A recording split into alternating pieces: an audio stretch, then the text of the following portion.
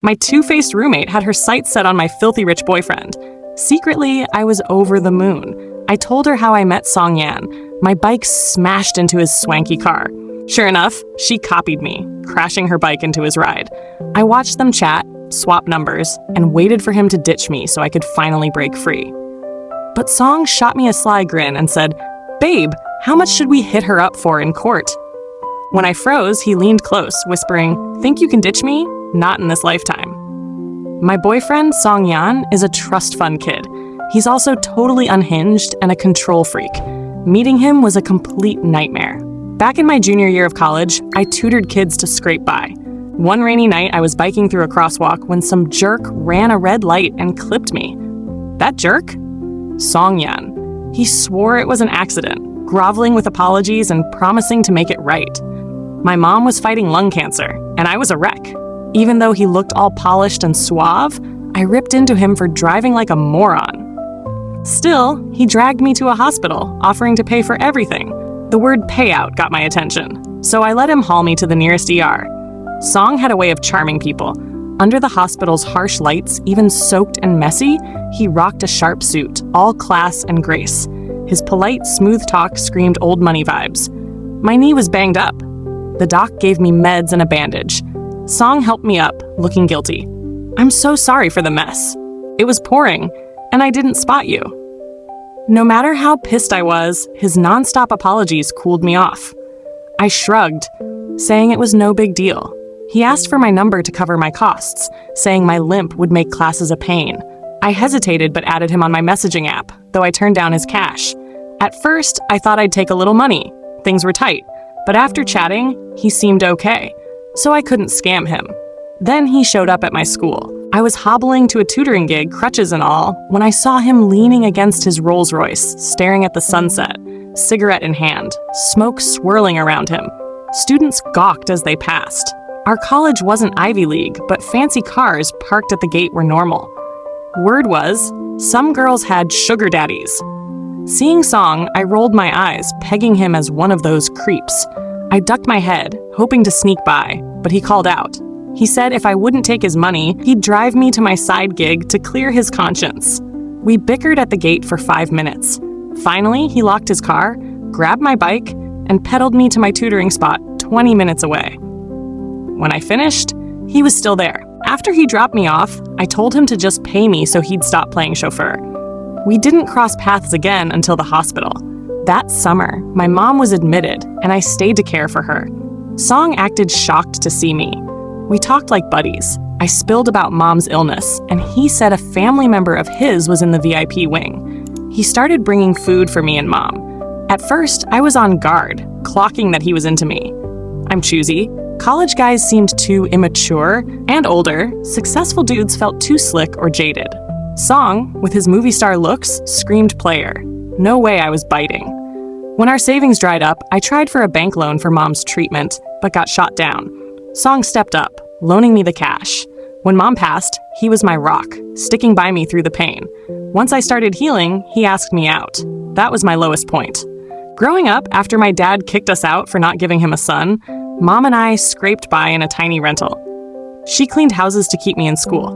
When I got into college, I thought she'd finally get a break. But then came her cancer diagnosis. Her life was so unfair, and now I was alone, drifting like a tumbleweed. Song showed up every day, dragging me out for meals or walks, sharing how he felt when his mom died. He even bought a burial plot for my mom in City B, where land's worth a fortune. "You already owe me, so what's a bit more?" he said. Mom never owned a place in City B, but in death she rested on its pricey dirt. Life's twisted like that. Song often came with me to Mom's grave. We'd sit quietly as the sun dipped, time slowing down. Each visit he'd tell her, "Don't worry, I'll look after Lin Jing." The day we got together was rainy, a gloomy drizzle. He used his coat to shield me as we headed to his car. The path was slick and I nearly slipped. He grabbed my hand and held on. Drenched? We just clicked. I'd heard horror stories of college girls getting played, so I was paranoid I'd be next. But Song was loaded, showering me with diamonds, designer bags, even offering cars and condos. It felt like he was buying me. He called it his way of loving, telling me not to sweat it. Who hands out cash and says, "No biggie"? Talk about next level charm. I'll cop to liking money. Growing up broke, watching mom struggle, unable to pay her hospital bills, it messed me up. So I took his gifts. Our relationship wasn't rushed. At first, it was sweet, and I focused on grad school prep. After acing my exams, I moved in with him, officially his girlfriend. That's when I saw his true colors. First, he started policing my friends. If a guy texted me, he'd mope on the couch, looking like a kicked puppy. I wasn't used to that. He was usually so chill. We hardly argued, so his sulking freaked me out. Thinking I'd screwed up, I asked what was up. He sighed, all dramatic. "It's not you, it's me. I get jealous when you talk to guys. I'm scared you'll dump me. I feel like I'm not enough for you. I'm so into you, I'm always worried you'll bolt. But don't stress, I'll deal." Then he flashed his phone. "Look, Lin Jing, no girls in my contacts. When you're in love, you cut out any chance of cheating. That means no opposite-sex friends." I mumbled, "Don't be bummed. Those guys aren't important. If it bugs you, I'll block them." Back then, I was crazy about him. He was gorgeous, classy, and cared about every little thing. I thought he was the universe's apology for my rough life. Then I found the cameras, hidden all over our place. Living room, bedroom, you name it. I was creeped out. I snooped on his laptop and found a folder called My Pet Project. It tracked how he'd zeroed in on me from day one, studied my life, and planned to tame me. That rainy night crash? Staged. His kindness? Straight out of a dog training manual. I was too shocked to speak. The folder had a 3-year plan to make me drop school and work, staying home like a good little pet. His 5-year plan? Get me pregnant to lock me down forever. I dumped him on the spot and bolted back to my dorm, thankful I hadn't given it up. But he wouldn't back off. He parked himself outside my dorm, looking pathetic, begging to talk. His stunt got people whispering, so I agreed to meet once, telling him to quit stalking me. Instead, he drugged me, knocked me out, and locked me in his mansion. He hijacked my phone to post updates, making it look like I was fine. He looked like a mess, sleepless, eyes bloodshot, crying, swearing he didn't mean to trick me, begging for a second chance. I spat in his face, yelling for him to let me go. Song was nuts. He played the remorseful nice guy but wouldn't free me, saying he'd wait for me to forgive him. That's not love, that's a cage. I tried it all, begging, reasoning, calling him a psycho, breaking stuff, even swinging at him. Nothing worked. I escaped a few times but got dragged back. I called the cops, but they bought his lies. Turns out he had them in his pocket. 2 months of that hell, with grad school exams looming, forced me to fake making up. Our warped relationship dragged on. Not love, not hate, just a sick limbo. Once his mask was off, he got worse, flat out banning me from talking to guys. Outside of classes, I was stuck at home. He checked my phone all the time. Everyone thought I had a dreamy boyfriend. Really, he was a sicko. In grad school, I got a dorm and crashed there most nights, only napping there at noon. My roommate, Zhao Xin, was a total drama queen who loved wrecking my naps. At lunch, she'd call her fan club of guys right in the room, then play dumb. "Jing Jing, I'm not bugging you, am I?" Or she'd bang stuff to wake me up. She was also super vain. Every noon, she'd brag about her boyfriends and flaunt a designer bag worth a fortune, saying it was a gift. Once, I spotted her real boyfriend outside campus, a short, bald, chubby dude past 30. But she showed me a fake pic of a tall, hot, rich guy. Zhao Xin had another quirk. Snippy with girls, never cracking a smile. Like we were dirt, but with guys, she'd turn all giggly and cutesy. Staring at her caked-on makeup, I hatched a plan. I got Song to treat my classmates to dinner. He was all in. Everyone was blown away by his cash flow, jealous of my perfect boyfriend. Zhao Xin's eyes screamed envy, locked on Song. It played out like I hoped. She stopped messing with my naps and got super nice. If anyone was loud outside our room, she'd storm out, yelling at them to pipe down. I was stoked. We started heading to and from classes together. I casually told her how Song and I got together. My bike hit his fancy car. I couldn't pay for the damage, so I worked it off. When I couldn't keep up, I offered myself to him. My spunk won him over, and we fell in love. I made a point that Song liked girls who were a bit ditzy, not too savvy, and super stubborn, determined to stick to their guns. "Keep at it," I said, and he'd eventually fall. Zhao Xin went quiet, wheels turning. 2 weeks later, Song came to pick me up. As we stepped out, I saw a bike tipped over and Zhao Jin on the ground, looking all pitiful, tears streaming like a soap opera star. Song's brand new Bugatti had a nasty scratch. I smirked. Song crouched by her, eyeing the scratch, then her. They swapped a few words. She wiped her tears and they exchanged numbers. My grin faded. Song glanced through the crowd at me, his lips twitching into a smug smile. A chill hit me. I pulled myself together and walked over, asking what happened. Zhao Xin, frail as a twig, whimpered. Jing jing, my bad. I got woozy biking and crashed into Yan's car. I'll make it right, even if I have to work my butt off. I helped her up, acting worried. You okay? How's your head? She played tough. Still shaky, but I'll live. No chance, I said, turning to Song. Yan, we gotta get Zhao Xin to a hospital. She's not okay. Her eyes sparkled, hopeful, as she looked at Song.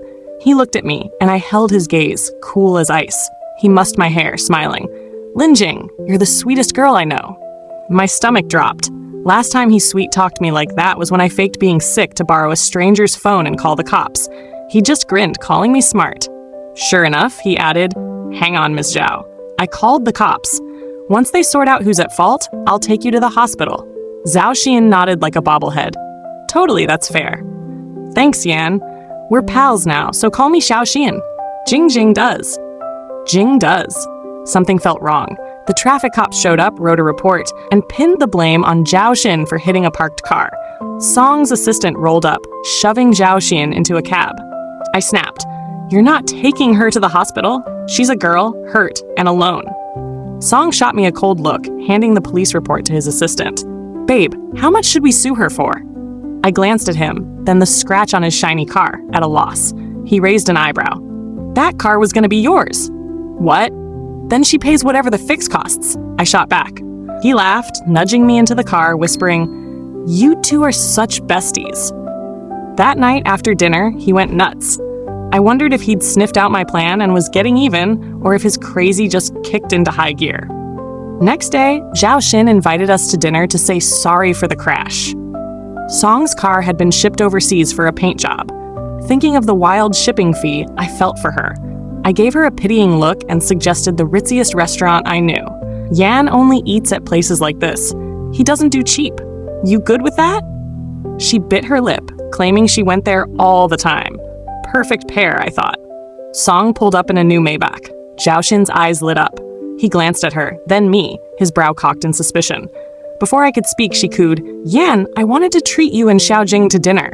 I told her to keep it hush-hush, as a sorry for dinging your car. I smiled. Yan, Xiao Xin and I are like sisters. We're always glued together. You won't get all jealous, right? He opened the car door like a gentleman, and Zhao Xin grabbed my arm, acting all chummy as we got in. Before I knew Song's dark side, our dinners were a blast. Talking about movies I loved, books I read. He knew it all, like we'd been tight forever. He'd take me to cool spots, dropping knowledge that blew my mind. After I saw his real face, I shut down, knowing he'd just studied me to play me. Now, with Zhao Xin at dinner, she went full fangirl, gushing over Song with her cutesy routine. She paid the huge bill without blinking. Peeking at it, I thought, damn, she's going for broke. After dropping her off, the car got dead quiet. Streetlights flashed through the windows, feeling cold and lonely. I flipped on the radio. He turned it off. I glanced at him. His jaw was tight, clearly mad. Feeling guilty, I faked a nap. Back home, he didn't say a word. Is this nutcase giving me the silent treatment? I ignored him, showered, dried my hair, and hit the bed. Then he ripped off my clothes, kissing me without talking. I pushed him away, but he glared, like I'd stabbed him in the back and dared fight back. Too scared to call him out, I gave in. But he kept going, trying creepy new stuff. I wanted to choke him. I woke up in the afternoon. A warm bowl of porridge and a note sat on the table. His sharp handwriting said he'd be away on business for 2 weeks, telling me to be good. He added he was watching me. I snorted. Watching me? What's this, a spy flick? Screw him. 2 calm weeks passed. Back at the dorm for a nap, I found Zhao Xin bawling. Xiao Xin, what's up? She threw herself at me, sobbing into my shirt. I fought the urge to shove her off. Jing Jing, look! She waved a court summons. I was floored. That shady Song was actually suing someone? She cried, Jing Jing, can you take me to Song? I'm broke. My mom's in the hospital. My dad's old.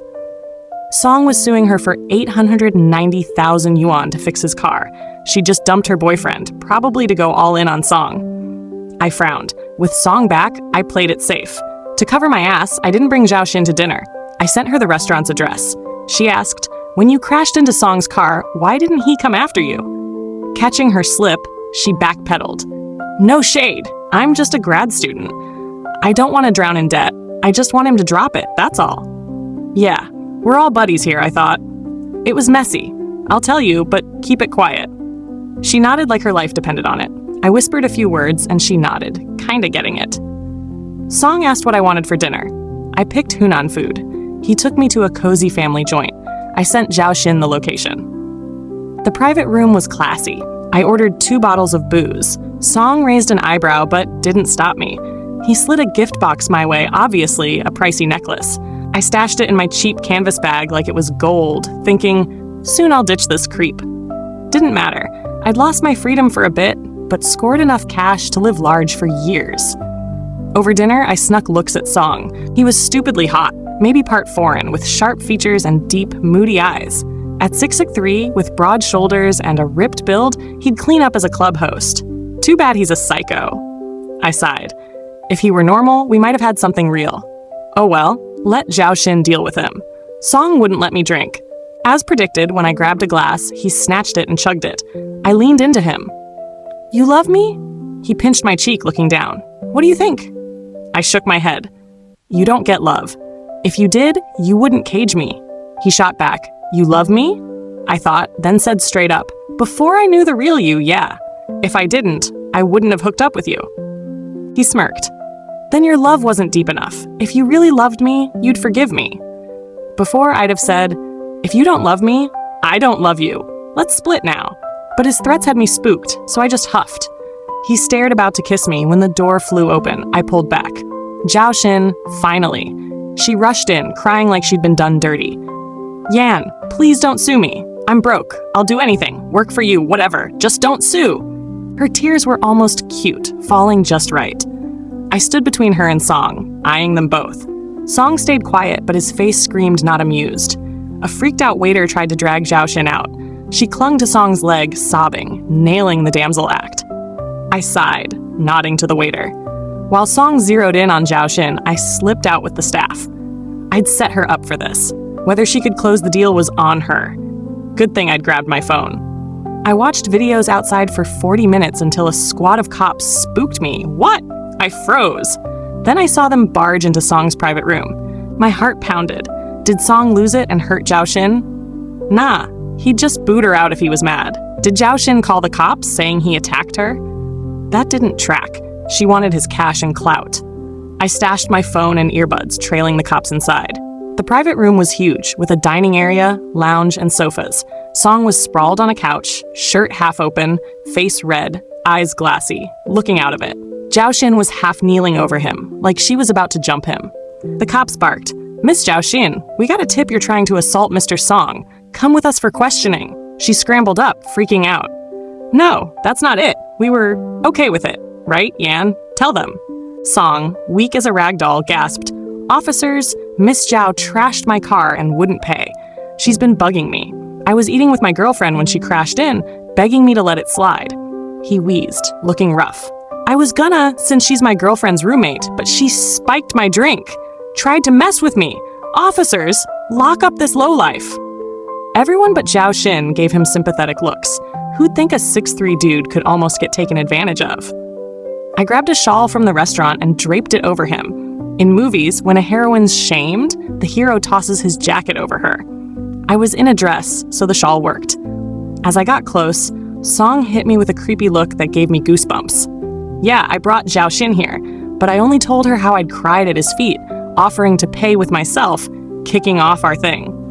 I didn't say to drug him, plus the place had cameras. Zhao Xin's brain must be toast to pull that in public. She sobbed, "He's full of it. That's not how it went." All eyes swung to her. Her crying got messy, stammering, he... Seconds later, she cracked. "He said if I gave myself to him here, he'd drop the suit and make me his girlfriend. That's why I..." "Liar!" Song snapped. "My girlfriend's right here. Why would I do that in front of her? I own this place. There's cameras." Would I pull that stunt? Zhao stomped, panicking. The drug was his. He told me to slip it in his drink. Everyone went quiet. The cops over the soap opera grabbed the restaurant's footage, hauled Zhao off, and took 2 vials of Song's blood for tests. I checked the footage. At first, they stood close, chatting. No audio, but Song patted Zhao shoulder, then opened a window, lighting a cigarette, breaking the no-smoking rule. Zhao, shaking, dropped a pill into his drink. When Song came back, she handed him the glass, purring, "Yan, let's toast. You'll really let me off, right?" He flicked his ash, gave her a faint smile, and chugged the drink. Then he wobbled, crashing onto the couch, limp. Zhao climbed onto him, trying to kiss him, but he fought back. Then the cops busted in. "Good show?" A low, raspy voice hissed behind me. A warm body pressed against mine, a big hand gripping my waist like a trap. I swallowed hard. I knew Song too well. No way Zhao outplayed him. He'd set a snare, jerking us around like puppets. "Why'd you set up Zhao?" The room was empty. The manager had shut the door. She kept pestering me, grating on my nerves. "Can't I school her?" "You're owning it." He chuckled, planting a hot kiss on my neck. I flinched, trying to squirm away. Owning what? He grabbed my chin, squeezing till it stung, smirking. "A girl's honor matters, but guys like me are fair game." "Lin Jing, you're such a backstabber, trying to pawn your boyfriend off to garbage like her. You deserve to be caged forever." "Girlfriend, I'm just following your lead, using the law to cover my ass." He cracked up, grinning as he nipped me again. I tried to shove him, but he was too strong. No way he was drugged with that grip. "Guess what I drank?" He sneered. "Act up, and I'll slip you one." I froze, scared stiff. He nodded, pleased. "There's cameras," I stammered. "Let's head home, okay?" His eyes got wild. I added, "Please?" He smirked, yanking me into the bathroom. Finally, he said, "Ditch me, not in this lifetime." When I woke, I was locked up again.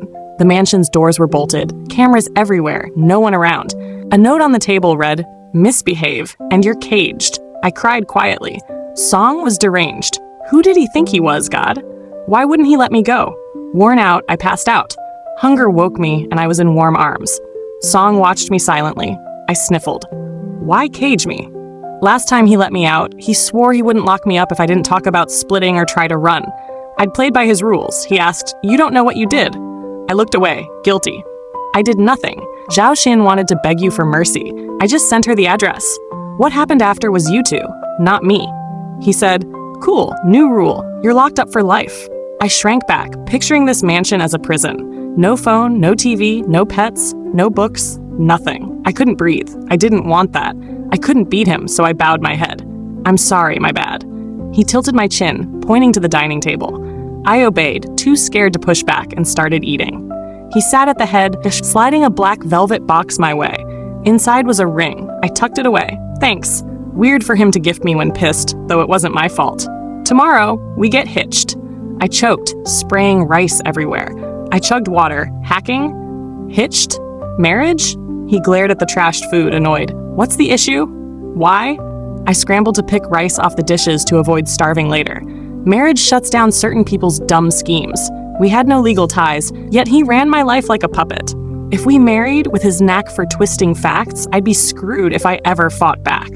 Why marry at all? Marriage is a trap. Normal guys want a free maid, hookup, and kid factory. A dirtbag like Song just wanted to own me, feeding his sick kicks. I'd rather stay broke than live like that. I pushed the ring back. He gave a creepy half-smile. Guess what Zhao Xin spilled in lockup? I eyed him, on edge. He calmly added food to my plate, saying, "Cops didn't buy that I gave her the drug. After a night to stew, she knew she couldn't win, so she threw you under the bus. Said you gave her the pill, told her to seduce me, 'cause you wanted out. She said you kept dragging her to our dinners as proof."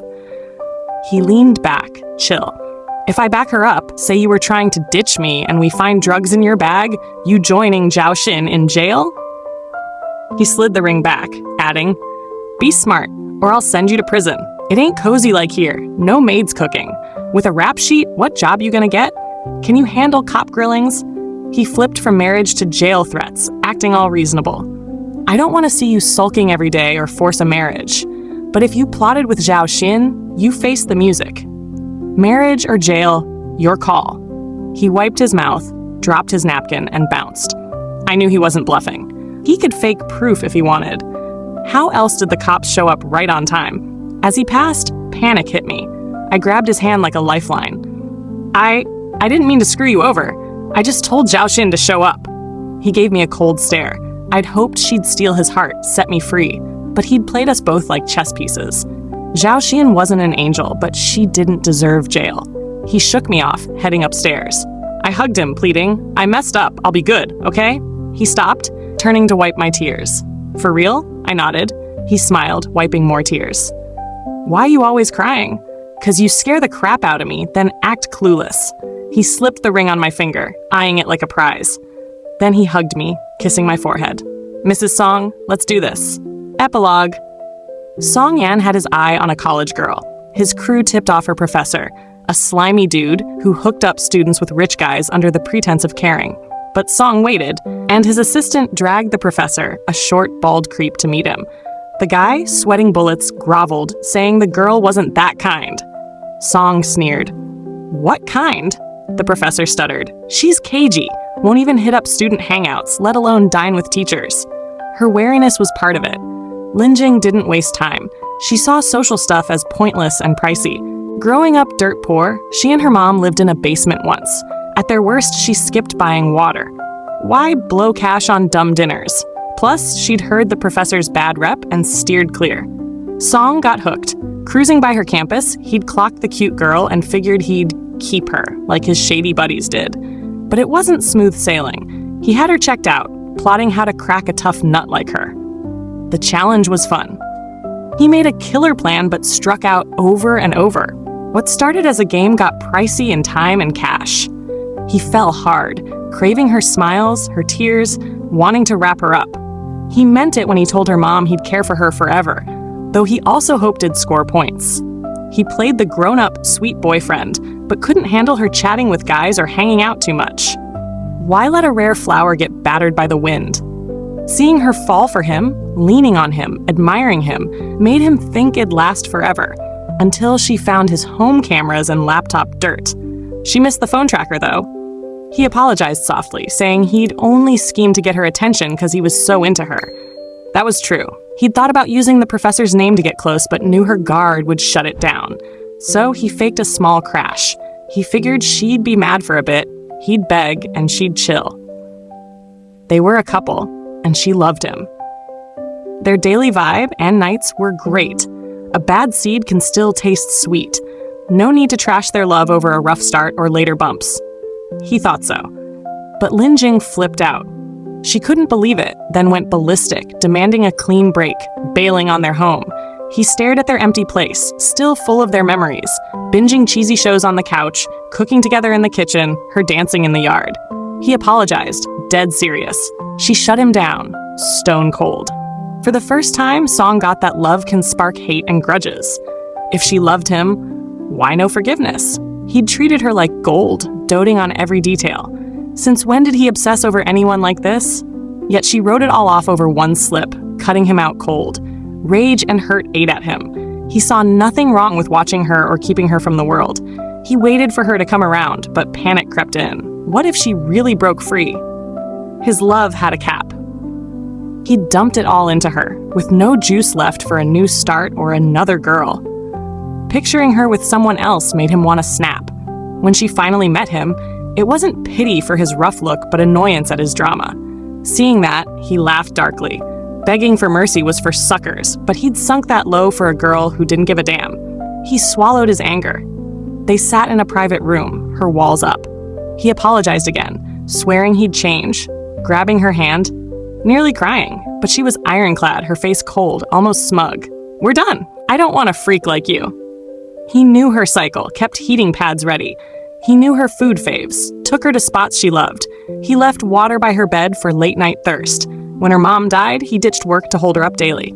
For her grad exams, he got her top tutors. Yet she called him a freak? Fine. He'd show her a real freak. He caged her. She glared with pure hate, not at an ex, but an enemy. Before, it'd have gutted him. Now he just smirked. Good. Love or hate, she was stuck with him. Cut him off? Fat chance. She even tried getting someone to flirt him away. He laughed, pissed. Shopping for a new girlfriend for her boyfriend? Wasn't she a genius? If he didn't still love her, he'd have crushed her. But since she dug her own hole, he'd dropped the nice act. After Zhao Xin got out, she dodged Lin Jing, blaming her for the mess. But she was terrified of Song's tricks, shaking at memories of jail. Lin Jing felt off seeing Zhao Xin. Useless moron, screwing it all up. If not for her, Lin Jing wouldn't be this stuck. She'd thought Zhao Xin had skills. All bark, no bite. After class, both women, lost in their heads, split off. Lin Jing wondered, how do I get out of this? Song had mapped her career, master's, PhD, then teaching at a trade school. Real talk, it was a sweet deal. She was tempted. Teaching there meant low stress, no fussing over students' drama or tests, plus winter and summer breaks. Having tagged along with her mom who cleaned houses and checked out jobs in college, she knew college teaching was the dream. But her bachelor's made that tricky. Trade school was a good fit. But it was another trap Song set. He couldn't really jail her. She'd lose it, break down, or go all or nothing, maybe even ghost with a new name. He wasn't that dumb. He'd hook her up with good gigs, a steady job, the life she wanted, tying her down with stuff she couldn't ditch, like cooking a frog slow. He'd trap her. He figured no student or teacher at that school could catch her eye. He'd run her world, setting her cage's bars. When Lin Jing found out she was pregnant, her world crashed. Song had planned it, chaining her tighter. She grabbed a kitchen knife, wanting to end him, but she couldn't touch it, terrified of jail, of tanking her life. She had a shot at a good future. How could she blow it? She knew she couldn't take Song. Any mood swing, and he'd clock it. If she hurt him, he'd lock her up again. Psycho. When Song got home, Lin Jing was zoned out on the couch, TV blaring. After kissing her, he eyed her closely. She blew him off. "Your period's late, huh?" he asked. She lost it. "Late? You creep." She was sure he'd done it on purpose, steamrolling her once. Dirtbag. Seeing her flip out, eyes red, he softened. Yeah, he'd planned it. Why was she always so on guard? But her anger made him feel bad. He coaxed, "Chill, babe. We're hitched. Time for a kid, right? You love kids. Our place will be hopping." "You want a kid? Pop one out yourself," she snapped, shoving him. "All right, I'll do it," he teased. "Your call." Lin Jing felt screwed. Now Song had another card to play, but being pregnant had one plus. He stopped getting handsy, saying it hurt the baby. She doubted he could hold back. Her brain kicked into gear. What about after the kid? She'd heard guys get weirded out by their wives post-birth, even dodging the bedroom. Raising a newborn kills the spark. Some dudes work late or chill in parking lots to skip dad duties. She rubbed her chin, plotting. She'd hang tough. There were still ways to slip this mad dog, Song Yan. Life's gotta have hope.